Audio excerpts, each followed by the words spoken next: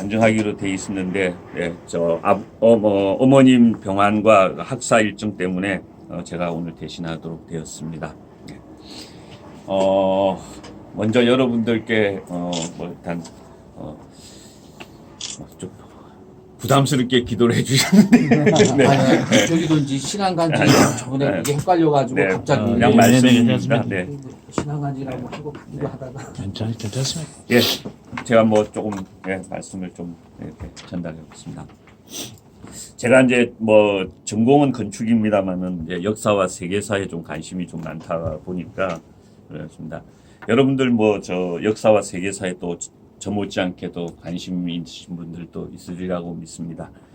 한번 퀴즈 한번 해보겠습니다. 조선 건국이 몇 년인지 아십니까? 아시는 분 있어요? 조선 건국, 이시조선. 1392년. 1392년. 94년 네, 1392년 맞았습니다. 네, 대단하십니다. 네. 제가 그걸 외워? 네. 그러면 위화도 해군은 몇 년입니까? 아이씨. 1391년. 1388년. 1388. 네, 그렇습니다. 아까 오고 나서 그러면은 한참 임진왜란은 몇 년이죠? 1492년. 네? 1492년. 아이 1492년은 콜럼버스가 1592년 1592년 맞았습니다. 1592년입니다. 네. 이게 되는 자, 거고. 우리나라 역사에서 가장 중요한 게 하나 있어요. 세계 최초의 금속 활자 있잖아요. 네. 그 몇 년이에요? 아 뭐 이상한 거 자꾸 질문을 다 외울 수 있는 게 아닌데 훈련하시는 그게. 분이 이렇게 잘 글쎄 쳤어요. 아예 깍당 줄게. 이게 기억하기 좋습니다. 1, 2, 3, 4입니다. 1, 2, 3, 4. 1234년이거든요. 근데 그 본은 남아있지 않아요. 고금 상정예문이라고 하는 거죠. 그래서 남아있는 거는 1279년에 직지신경이 남아있어서 그거 가지고 또 1위가 된 거죠. 네, 그렇습니다. 자, 왜 제가 이 말씀을 미리 드리냐 하면은 우리가 역사적 사실이라는 게 대부분 다 유물이 있거나 그렇잖아요. 아까 직지신경 이렇게 유물이 있거나 그래서 증거가 되기도 하고 또는 뭐 조선 건국이 임진왜란은 사기가 있잖아요. 기록이 그죠? 네, 기록이 있는 거예요. 기록이 있고 신뢰할 만한 기록이 있어야 이게 역사적으로 인정을 하는 거예요. 그렇다면은 예수 그리스도에 대한 이 사복음서에 있는 내용들이 많잖아요. 우리가 보고 있는데 그러면은 유물이 있어요? 예수 그리스도에 대한 유물이? 없어요. 네, 오피셜한 거는 없는 것 같아. 네, 없죠. 없잖아요. 오피셜한 거는. 유물이 없어요. 그러면 신뢰할 만한 기록은 있나요? 사회사본이 뭐 여러 가지. 예수 그리스도에 대한 기록은 좀 없어요. 생각보다 없습니다. 탄생이 된 거죠. 신학자들이 사학자들이 가지고 있는 기록은 불행하게도 거의 없어요. 네. 그러면 신뢰할 수 있는 기록은 없는데 복음서에 있는 거 가지고 역사적인 기록은 아닌데 우리가 과연 어느 정도 신뢰를 가지고 있느냐 하는 문제가 생길 수 있는 거예요. 근데 이제 예수 그리스도의 기록이 불행하게도 많지 않아요. 성경 말고는. 그래서 타인이 기록한들 그런 것들이 조금 있는데 하여튼 이렇게 객관성을 가지고 있는 사학자들이 기록한 것들은 좀 적어요. 그래서 뭐 많은 역사 쪽의 불신자들은 뭐 예수 그리스도에 대한 기록이 지어낸 거 아닌가 뭐 이런 얘기까지도 나오고 있는 거죠. 그래서 우리가 과연 이 문제에 대해서 어떻게 생각할 수 있는가 하는 걸 오늘 한번 여러분께 화두를 한번 던져봤습니다. 우리가 고대사에는 대부분 다 사가들이 기록했습니다. 우리나라도 실록들이 그 사관이 기록하듯이 그 서양 쪽에서도 사가들이 기록을 하는데 그 사가들의 기록이 아까도 말씀드린 듯이 예수 그리스도의 기록을 찾아보기가 어렵다고 그랬거든요. 제일 유대에 대해서 그 기록을 많이 한 사람이 요세푸스라고 하는 유대인 사가인데 이 요세푸스의 기록에도 예수에 대한 기록이 없는 거예요. 그래서 물론 뭐 그때는 한 300년 동안 금기시됐기 때문에 없는 거라고 할 수 있지만 그럼에도 불구하고 너무 없는 거예요. 근데 이제 1974년 얼마 안 됐잖아요. 여러분들 고3 때죠. 1974년에 이스탄불 있잖아요. 터키 이스탄불에 그 유명한 사원 있습니다. 소피아 사원이라고 성소피아 성당이라고 있는데 거기에서 한 50권의 책이 나왔어요. 50권의 책이. 그래서 50권의 책이 이제 나왔는데 이 50권의 책의 저자는 빌레투스라는 사학자였습니다. 사가였죠. 사관이었다는 거예요. 빌레투스라는 사관이었는데 그 책 이름은 여러분들 중에서 읽어보신 분도 있을 건데 예수의 체포와 신문과 처형에 관하여 황제에게 보낸 빌라도의 보고서 이런 한 게 제목이에요. 그 제목으로 되어 있는 그 책이 1974년에 나온 거예요. 1974년에. 그렇게 나왔는데 즉 무슨 얘기냐면 우리가 뭐 몇 분들 알고 계시겠지만 빌라도의 보고서라고 하는 그거죠. 그러니까 빌라도가 황제에게 보낸 장계입니다. 장계가 만든 50권이 발견이 된 거예요. 혹시 읽어보신 분들 계세요? 꼭 그건 묻지 말고 가세요. 다행히 없으시네요. 네, 책이 굉장히 짧습니다. 그 50권이라고 하지만 그때 그 양필지 이렇게 썼기 때문에 길이로 보면은 그냥 고린도 전서 정도 크기? 막 요런 정도밖에 안 됩니다. 50권, 말이 50권이지 그때는 워낙 책 크기가 내용이 적은 때니까.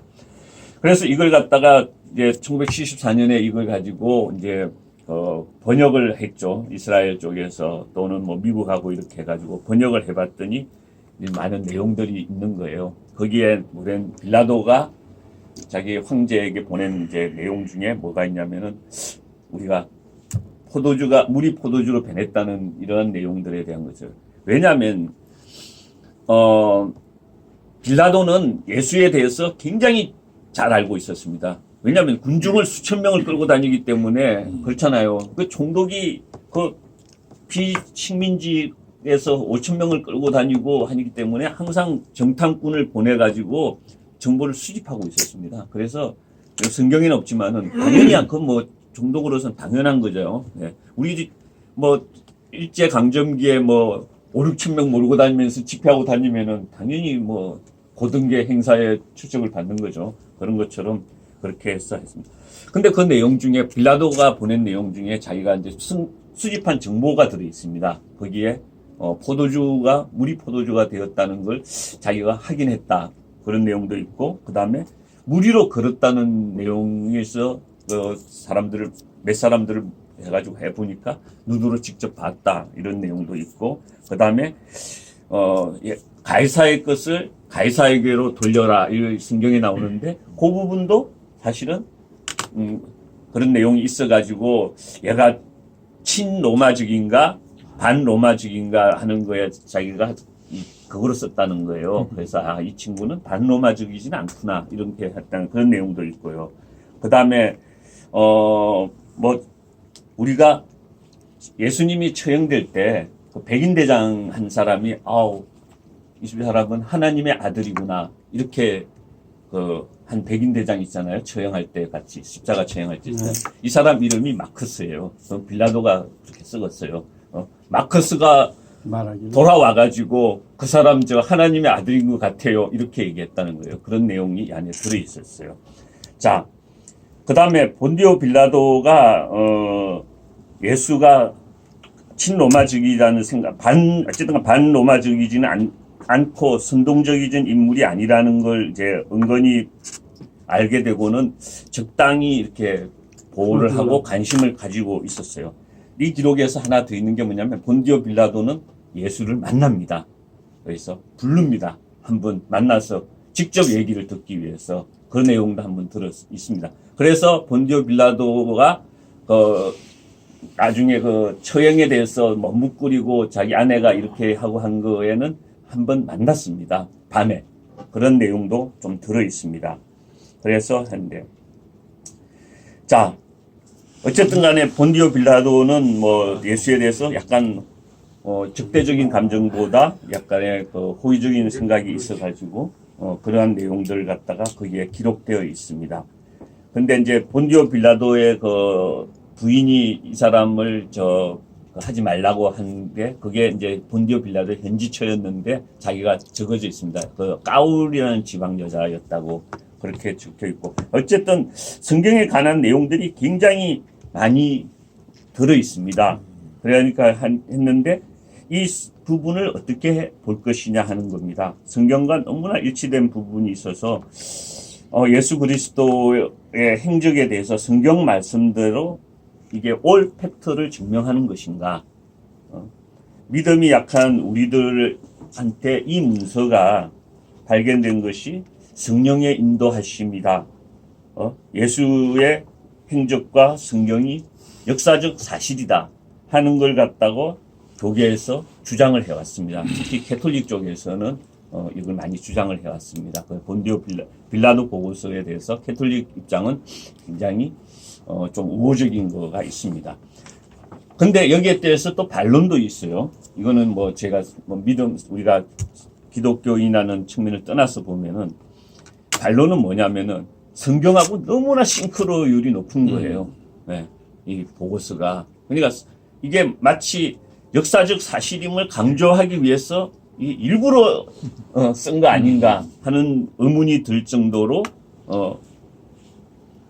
내용이 너무 많이 담겨 있는 거예요. 그리고 빌라도가 썼는데 예수님 제자가 쓴 것도 아니고 빌라도가 썼는데 이렇게 성경에 있는 내용들이 너무 많이 들어있는 거예요.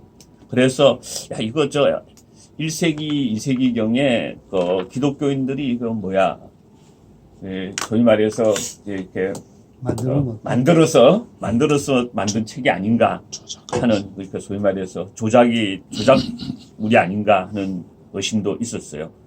근데 이제 또 그걸 반증하는 내용이 있어요. 대형박물관에는 그 빌라도가 쓴 그 빌레투스 시켜서 쓴 다른 그 장계가 있습니다. 장계가 있는데 거기하고 구성, 문체, 서술 이 방식이 완전히 다르다는 거예요. 이제 그 의심을 좀 더 가지게 하는 거죠. 그래서 더 재고로 의심이 가게 하는 부분은 뭐냐면 그 빌라도의 보고서를 읽어보시면은 한 20페이지 정도 됩니다. 이거 보면 제일 마지막에 뭐라고 되어 있냐면 총독이 빌라도가 이런 게 우리 조상의 우리 조상의 종교는 이 예수의 종교로 바뀌어지고 로마 제국은 이 종교 때문에 허물어져 버릴 것입니다. 이렇게 표현을 한 기절이 있습니다. 자, 총독이 아무리 자기네 황제한테 보내는 거지만 이렇게 쓸 수는 없는 거죠. 부하가. 그죠? 그래서 이 빌라도의 보고서가 가짜다. 뭐 이런 반론들도 좀 있습니다. 자, 빌라도의 이 보고서, 이 문서가 참이냐 거짓이냐. 물론 탄소연대법으로 보니까 AD 1세기경에 쓰진 건 맞았어요. 참이냐 거짓이냐 하는 것이 사실 우리한테 중요한 것이겠느냐 하는 것 같다 오늘 제가 던지는 주제입니다. 믿음이 있는 우리들에게 뭐 이 빌라도의 보고서가 과연 어떤 역할을 하는가 이걸 갖다가 한번 말씀을 드리고자 합니다. 한 예로 말해요. 여러분들 아르메니아라는 나라 아십니까? 아르메니아? 네, 흑해에 있는 터키 좀 위에 있는데 아르메니아라는 나라가 있습니다. 우리는 최초의 기독교 공인국가가 로마로 대부분 다 알고 있는데 실제로는 아르메니아가 세계 최초의 기독교 공인국가입니다. 로마보다 한 3년 정도 먼저 공인했습니다. 예, 지금도 아르메니아 국민들은 자기네가 최초의 기독교 공인국가라고 자부심을 갖고 있는데 아르메니아 가보면은 교회가 하나 있습니다. 성당이죠. 교회가 하나 있는데 아르메니아에 그 교회가 세계에서 제일 오래됐어요. 당연하겠죠. 세계에서 최초로 공인한 데니까 거기에 우리 손가락만한 나무가 하나 입구에 들어가는데 입구에 있습니다. 나무가 요만한 손가락만한 나무 하나가. 예, 이게 뭐냐면은 노아의 방주 파편이라는 거예요. 노아 방주 파편이라는 거예요. 그런데 노아 방주의 파편인데 탄소로 측정해 봤더니 뭐 거의 연대도 맞더라는 거예요. 예? 그래가지고 거기 있어요. 그래서 순례객들이 많이 와요. 많이 와서 그 노아의 방주의 파편을 갖다가 이렇게 보고 믿음을 갖다가 많이 키운다고 해요. 원래 그 노아의 방주가 있었던 아라랏산은 아르메니아 땅에 있었습니다. 지금 아르메니아 땅에 있었는데 지금 터키하고 아르메니아 국경에 있는데 지금은 현재 터키 영토로 좀 넘어가 있는데 원래 아르메니아 땅에 있습니다. 그래서 아르메니아 돈을 보면은 그 아라랏산이 돈마다 다 뒤에 이렇게 그려져 있습니다. 자, 과연 이러한 사실들이 노아의 방주 파편이 우리의 믿음에게 도움이 되는 건가요? 될까요?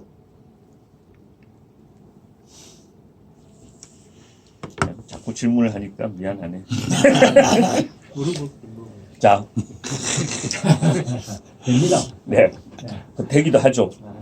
자, 우리는 오늘도 이제 뭐 눈에는 아무 증거 보이지 않아도 믿음만 가지고 나가자 뭐 이런 찬송도 하죠. 이런 찬송도 합니다. 성경은 조금 전에 우리가 읽었습니다. 예, 믿음은 보이지 않는 것의 증거이고 실상이고 보이지 않는 것의 증거라고 이렇게 됩니다. 바라는 것의 실상이고 이거 좀 쉬운 번역으로 보니까 볼 수 없는 것들을 확실하게 해줍니다. 이런 뜻이에요. 그러면은 과연 그렇다면은 빌라도의 보고서나 뭐 노아의 방주 파편이나 지금에 있는 성지 이런 것들이 우리의 믿음에게 도움이 되는 걸까요? 한번 그 생각을 한번 여러분들 같이 해봤으면 좋을 것 같습니다. 그렇다면 반대로 그러한 이제 뭐 이렇게 나무 파편 또는 뭐 빌라도의 보고서 지지를 떠나서 이런 것들 그다음에 뭐 로마 예루살렘에 있는 많은 로마나 예루살렘에 있는 많은 성지들 이러한 것들에 대해서는 뭐 그것이 도움이 된다 믿음에 도움이 된다 안 된다 이런 논란이 많은데 반대로 그러면 성경은 얼마나 믿을 만한 것일까 하는 부분을 갖다가 한번 생각을 해볼 수가 있습니다. 우리는 믿음으로써 성경이 진리라고는 믿고 있는데 정말로 진리 맞는가? 100% 여러분들 중에서 혹시 100%에서 미치게 믿고 있는 분들이 계십니까?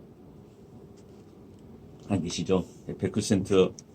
저는 성경이 얼마나 진리하다는 걸 갖다가 말씀을 한번 드리자면은 마태복음 24장 1절에서 2절을 보면은 예루살렘 성전에 대한 내용이 나옵니다. 24장 1절에서 2절을 갖다가 제가 한번 읽어보겠습니다.